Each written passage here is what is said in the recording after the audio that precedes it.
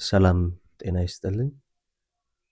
ይህ የሰንበት ቲዩብ ቻናል ላይ ስለ ትዳር በሚል በተከታታይነት የምንነጋገርበት አምዳችን ነው።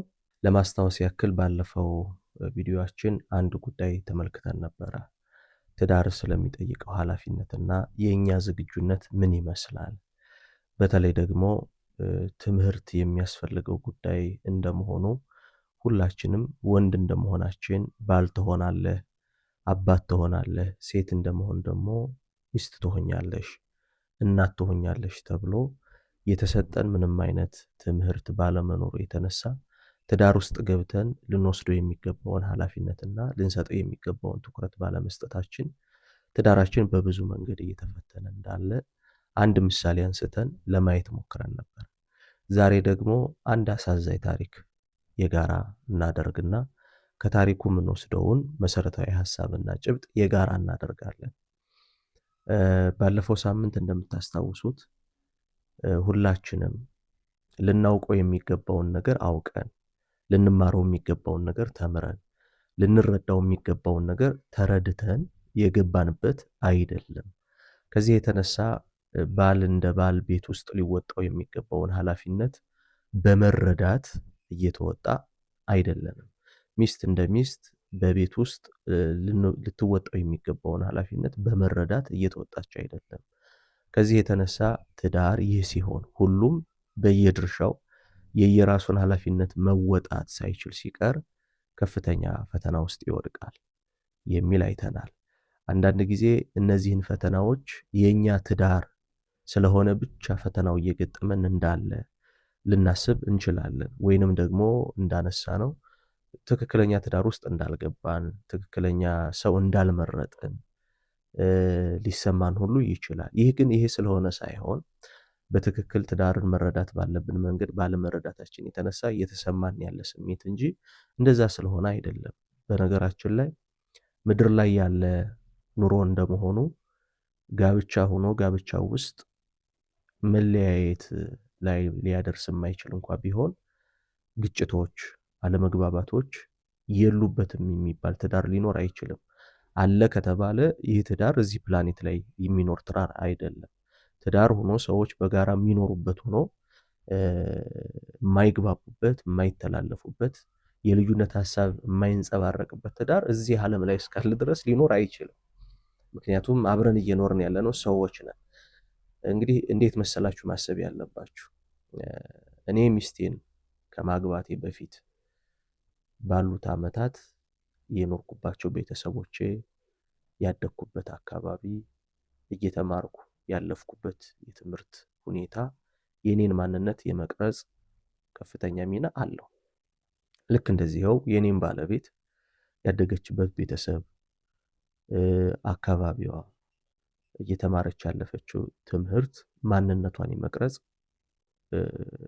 ትልቅ ሚና አለው። እንግዲህ ሁለት በተለያየ ቤት በተለያየ አካባቢ ሊሆን ይችላል፣ በተለያየ የትምህርት ሁኔታ ሊሆን ይችላል ያለፉ ሰዎች፣ ይህም ማለት የተለያየ ማንነትን ምንጭ አድርገው የመጡ ሰዎች አንድ ላይ የሚኖሩበት ነው።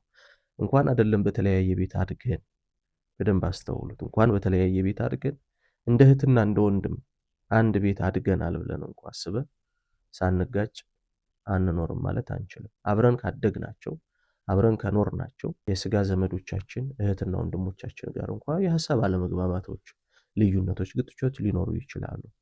ስለዚህ በትዳር ውስጥ መለያየት፣ በትዳር ውስጥ አለመግባባትና ግጭት መኖሩ አይደለም ችግሩ፣ እሱ አይደለም ችግሩ።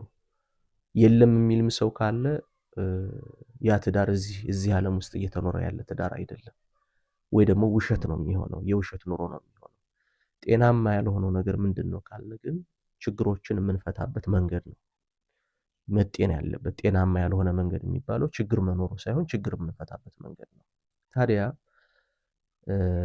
በዛሬው ታሪክ ዛሬ ሁላችንም እንማርበታለን ብዬ ያሰብኩትን አንድ ታሪክ ነው ማነሳላችሁ።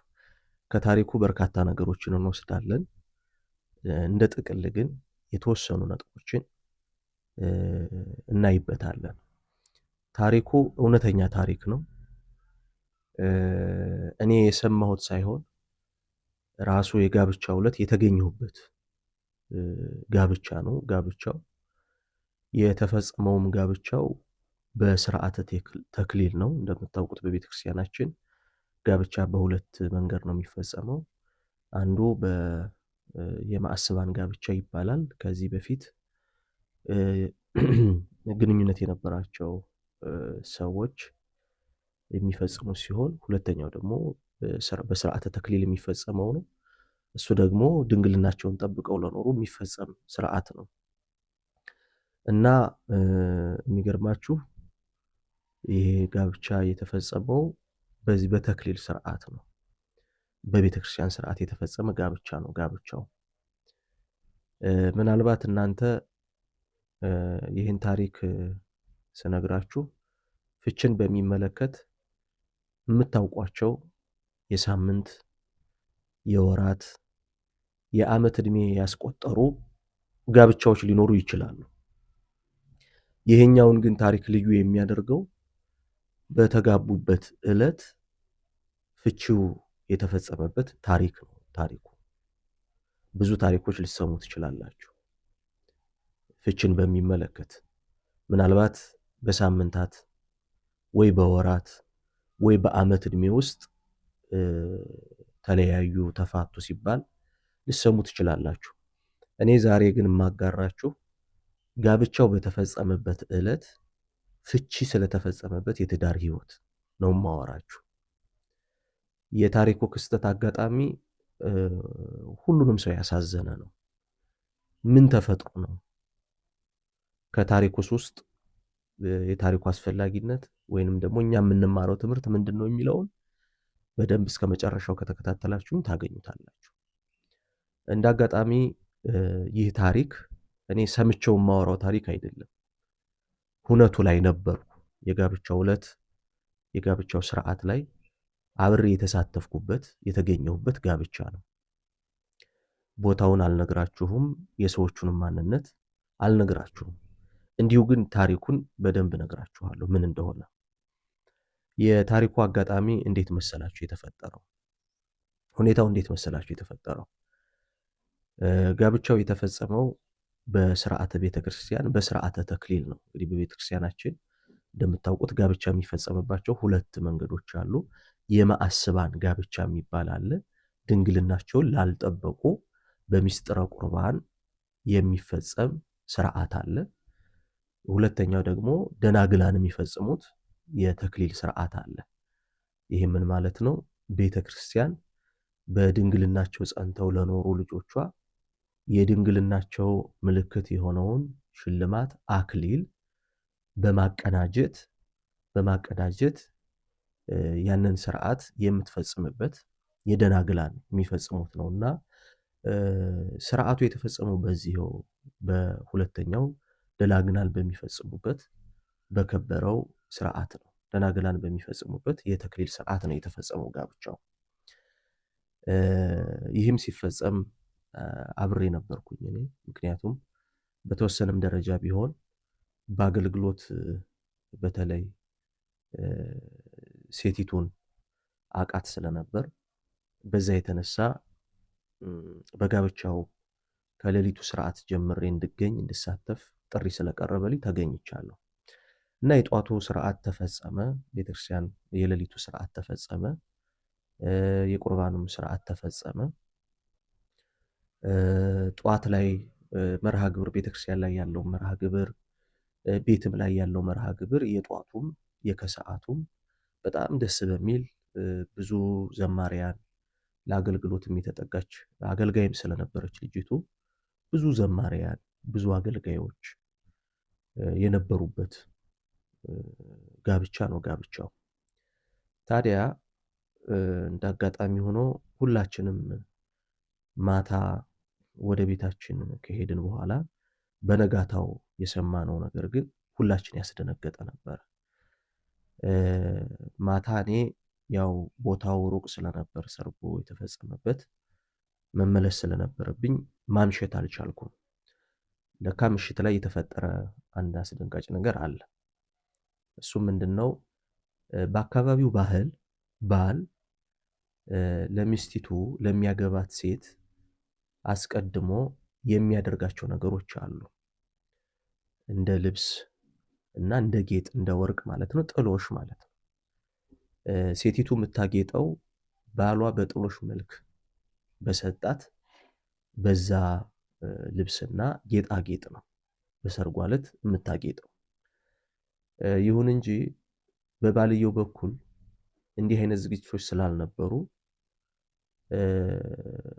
እሱም ቀለል አድርጎ በማየት ነው ያን ያክልም ደግሞ ለጉዳዩ ትኩረት ባለመስጠቱ ያ ሳይከናወን ይቀራል። ስለዚህ ለሴቲቱ የሚገባው ጥሎሽ አልተደረገም። በዚህን ጊዜ ያው ከሴት ወገን ይሄ ጉዳይ የተወሰነ ቅሬታ ፈጥሯል። ነገር ግን ያው እንደ ነገሩ ሆኖ ቀኑ አለፈ። ቀን ላይ የነበረው ሁኔታ አለፈ። በዛው ባህል ምን ይደረጋል? ልክ በተመሳሳይ ወንዱ ለሴቲቱ አስቀድሞ ማጫ ማለት ነው የሚገባውን ነገር እንደሚያደርግ ሁሉ የሰርጉ ዕለት ደግሞ ማታ የሴት ቤተሰብ ለወንድ የሚያደርጉት ስጦታ አለ። ይሄ እንግዲህ በአካባቢው ባህል አሁን ድረስ ያለ ነው፣ የሚከናወን ነገር ነው።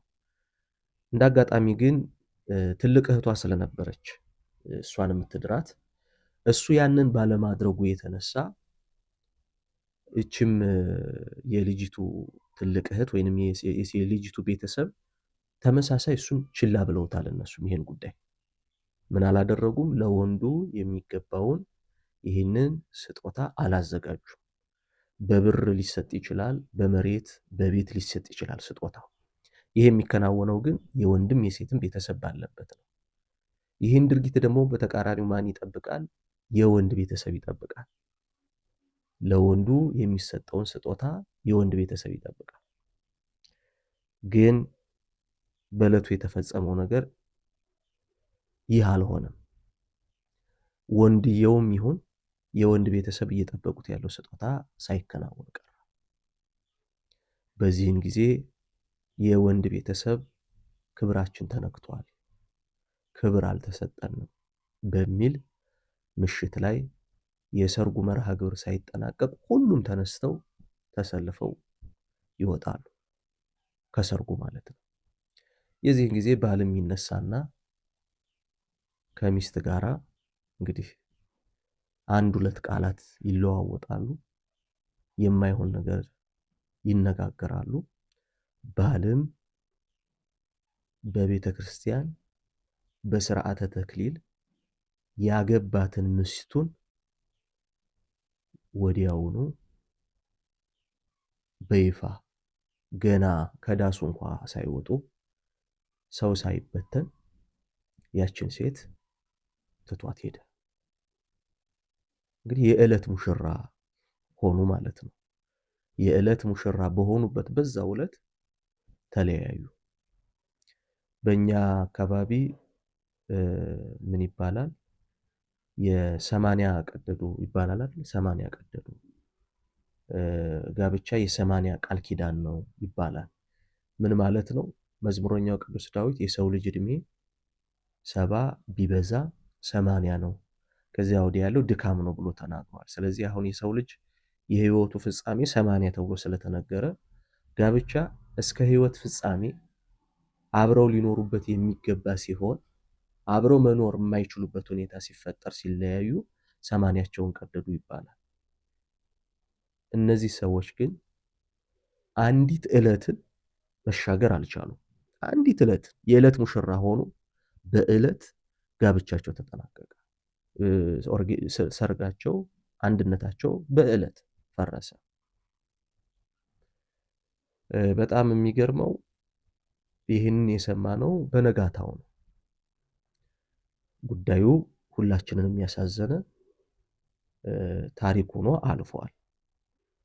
እናንተንም እንደሚያስደንቃችሁ ብዙ ትምህርት ልትወስዱበት እንደምትችሉ አምናለሁ።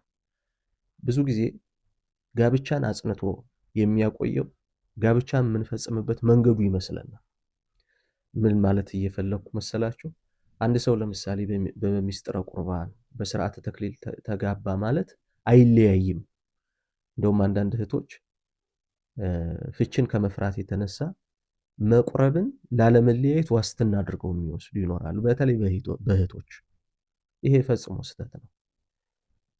እንዳንለያይ የሚያደርገን እኛ ለጋብቻው ያለን ዓላማና መሰጠት እንጂ ጋብቻውን የፈጸምንበት መንገድ አይደለም እንዳንለያይ የሚያደርገን። እርግጥ ነው በጋብቻ ውስጥ መጣመርን የሚሰጥ እግዚአብሔር ነው። የምንጣመርበት ምስጢረ ቁርባን ነው። በጌታ ስጋና ደም ነው አንድ የምንሆነው። ከአንዱ ከጌታ ስጋና ደም የተነሳ ሁለት አካላት የተባልነው አንድ እንሆናለን። ከአንድ ጽዋ ከመጠጣታችን የተነሳ ሁለት የተባልነው አንድ እንባላለን። ይሄ ምስጢር ነው። ምስጢር የተባለው የሚከናወነው በእግዚአብሔር ስለሆነ ነው። ሁለት የምናያቸው አካላት አንድ ስጋ ሆኑ ሲባል ከተቀበልነው ከአንዱ ስጋ ከጠጣነው ከአንዱ ጽዋ፣ ይህን ደግሞ የሚያከናውነው የምስጢር ባለቤት ራሱ እግዚአብሔር፣ የሚያጣምር እግዚአብሔር። እንግዲህ እግዚአብሔር ያጣምረውን ሰው አይለየው ያለው ጌታችን ኢየሱስ ክርስቶስ ለዚህ ነው። ጋብቻን አጽንቶት የሚያኖረው መቁረባችን፣ በስርዓተ ቤተክርስቲያን መፈጸማችን ብቻውን አይደለም። ለጋብቻው ያለን ዓላማና መሰጠት፣ ለጋብቻ ለትዳር ያለን ዓላማና መሰጠት፣ ለትዳር ያለን ግንዛቤ፣ እርስ በርሳችን ያለን መረዳዳት ነው ጋብቻውን አጽንቶ ትዳሩን አጽንቶት የሚቀጥለው። ታዲያ ሌላው ከዚህ የምንወስደው ትምህርት ምንድን ነው ካልን፣ ብዙ ጊዜ ጋብቻን ስናስብ ትዳርን ስናስብ ትልቅ ትኩረት የምንሰጠው ምኑን ነው? አሁን ላይ በተለይ አይታችሁ ከሆነ የሽምግልናችን ሂደት የሰርጉ ሁኔታ ስታዩት ብዙ ትኩረታችን ይሄ ሴሪሞኒያል የሆነው ነገር ላይ፣ ዳሱ ላይ፣ ድግሱ ላይ ሆኗል። የብዙ ዝግጅታችን ራሱ እንደው ትዳርን ስናስብ አስቀድምን ራሱ ዝግጅት ማድረግ እንዳለብን የሚሰማ የምናወጣው ወጪ ነው እንጂ ወደ ከገባን በኋላ ትዳር ውስጥ እንዴት ነው የምንኖረው? እንዴት ነው የምንረዳዳው? እንዴት ነው የምንገነዛዘበው? እንዴት ነው አለመግባባቶቻችንን የምንፈታው? እንዴት ነው ቅራኔዎቻችንን የምናስታርቀው? እንዴት ነው የኔን ፈቃድ ለሚስቴ የማስገዛው? ሚስቴ ደግሞ የእሷን ፈቃድ ለኔ የምታስገዛው እንዴት ነው? በሁለታችን መካከል ከሁለታችን ውጭ ያሉ ጣልቃ ገብነቶችን ጣልቃ የሚገቡ ነገሮችን እንዴት ነው የምናስታርቀው? ዝግጅት የለንም። አብዛኛው የዝግጅታችንን ትኩረት አይታችሁት ከሆነ ድግሱ ላይ ነው። ስለዚህ ትዳርን ስናስብ ለትዳር ትኩረት ልንሰጥበት የሚገባውን ዋና ጉዳይ ዘንግተነዋል። ይሄን ነው ምን ይዘው የመጀመሪያው ዋናው ጉዳይ ምንድን ነው? ትዳር ውስጥ ቀለበቱ ነው? ድግሱ ነው?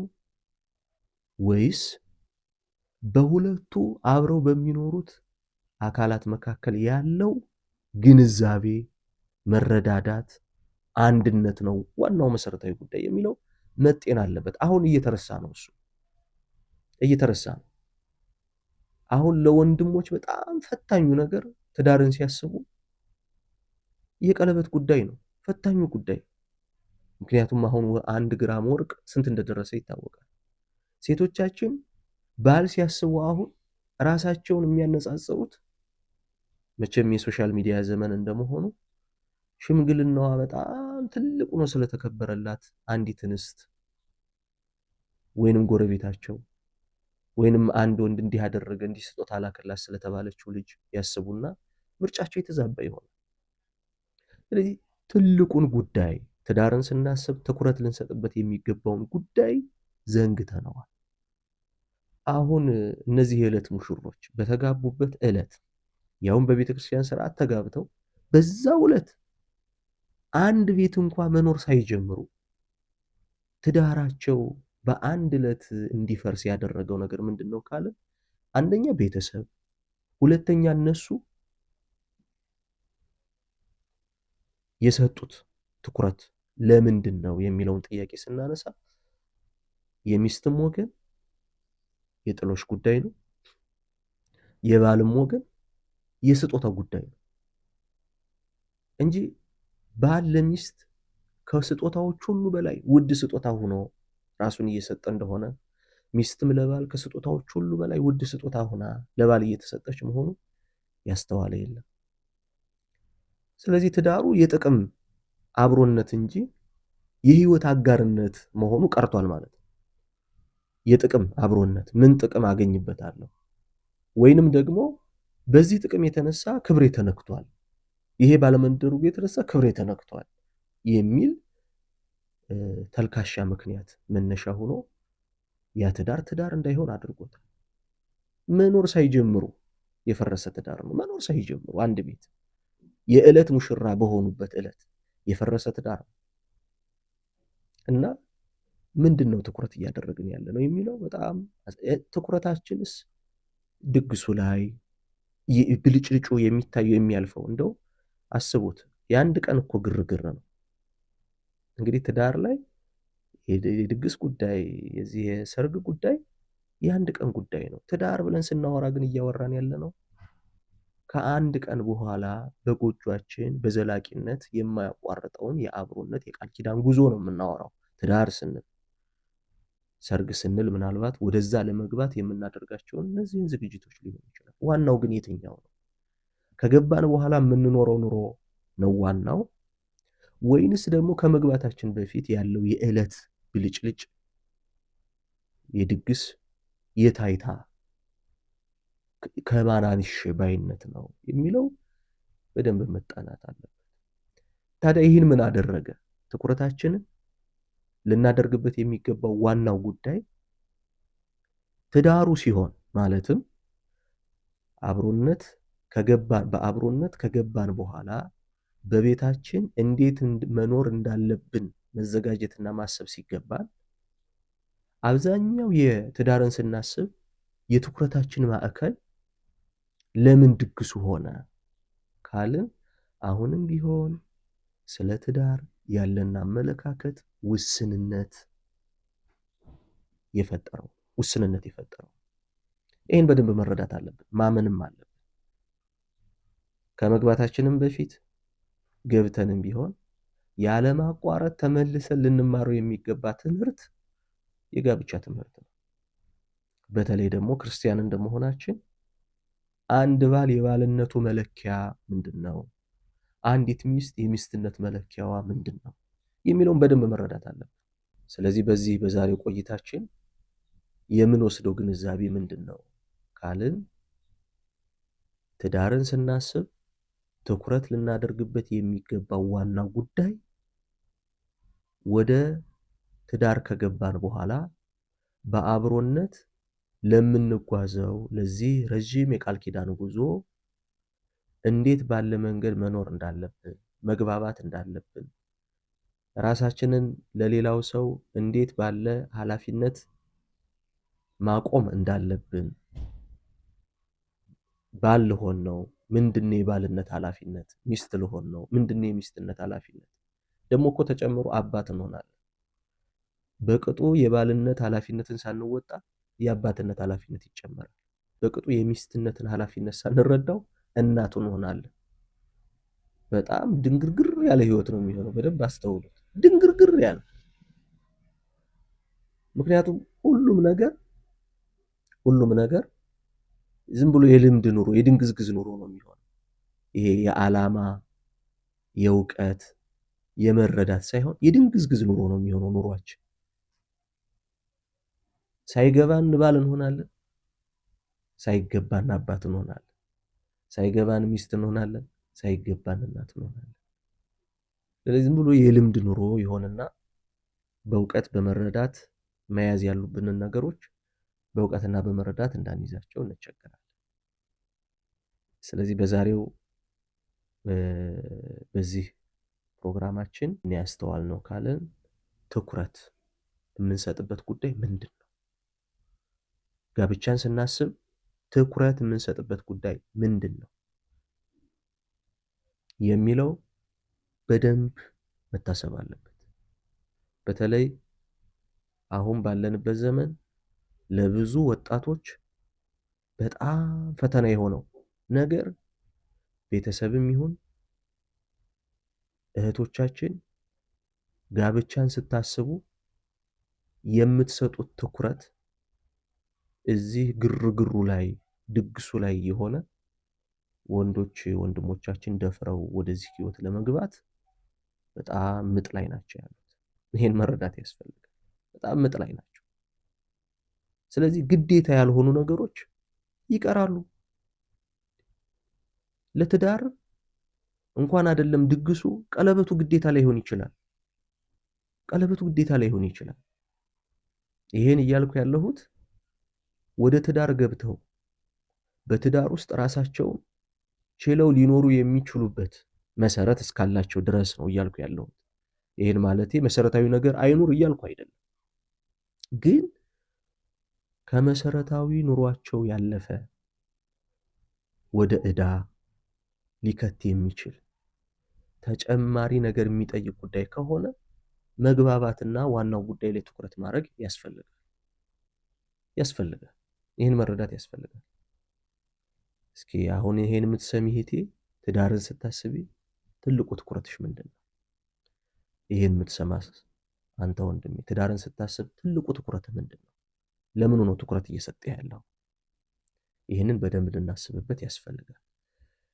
ይሄንን ካለን ይሄ ስለ ትዳር የሚለው መርሃ ግብራችን ተከታታይነት ያለው ስለሆነ በቀጣይ የምናየው ትዳር ምርጫ ወይስ ዕጣ ፈንታ በሚል በቀጣይ ክፍል እንመለከታለን።